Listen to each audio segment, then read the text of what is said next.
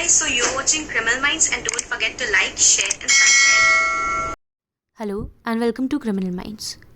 आपने ऐसे कई सारे वीडियोस देखे होंगे जिसमें क्राइम्स, क्रिमिनल्स और मिस्ट्रीज़ के बारे में कहा गया है, पर क्या आपने कभी भी फिनेंशियल स्कैम्स के बारे में सुना है? तो आज के इस वीडियो में हम बात करेंगे top 5 biggest financial scams in India. Vijay Mallya.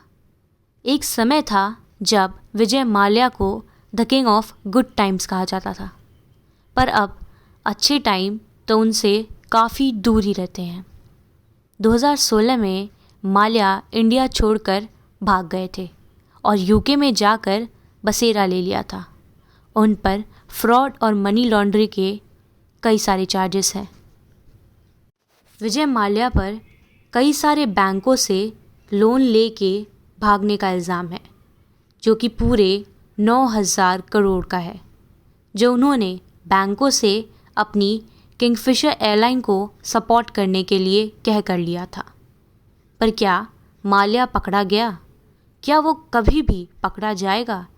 Indian government, जो कि पता नहीं कब से माल्या को यूके से इंडिया लाने की कोशिश में लगी हुई है, वो अभी भी कुछ सालों तक होती हुई दिखाई नहीं दे रही। डायमंड्स इंसानों के बेस्ट फ्रेंड्स होते हैं, पर डायमंड का बिजनेस करने वाले लोग जैसे नीरव मोदी नहीं। इंडिया का one of the most controversial scam, ये फ्रॉड पंजाब नेशनल बैंक के ब्रैड्स हाउस ब्रांड के थ्रू हुआ था। सिर्फ नीरव मोदी अकेले ही नहीं, उनके अंकल मेहुल चौकसी और 2 सीनियर पीएनबी ऑफिशियल्स भी इस फ्रॉड में शामिल थे। 2018 में पीएनबी ने केस फाइल किया नीरव मोदी के अगेंस्ट, जिसमें उन पर और उनके कंपनीज पर पीएनबी से लेटर्स ऑफ अंडरटेकिंग लेने का इल्ज़ाम लगाया था और बिना मार्जिन अमाउंट दिए लोन लेने का भी। इसका मतलब ये होता है कि अगर ये कंपनीज लोन नहीं दें तो पीएनबी को खुद ही लोन देना पड़ेगा, और ये फ्रॉड पूरे 11,400 करोड़ का था।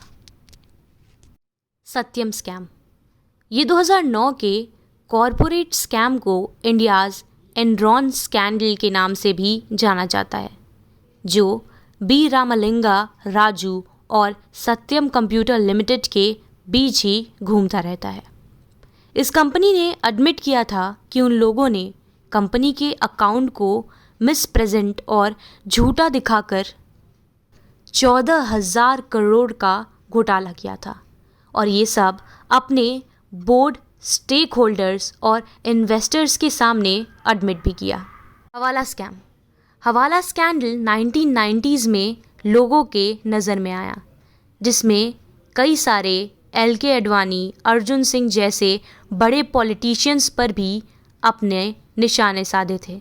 ये स्कैम हवाला ब्रदर्स, जिन्हें जैन ब्रदर्स के नाम से भी जाना जाता है, उनसे ही रिलेटेड था, और उनके यहाँ जब रेड पड़ी तो उन्हें टेररिस्ट से भी लिंक किया गया।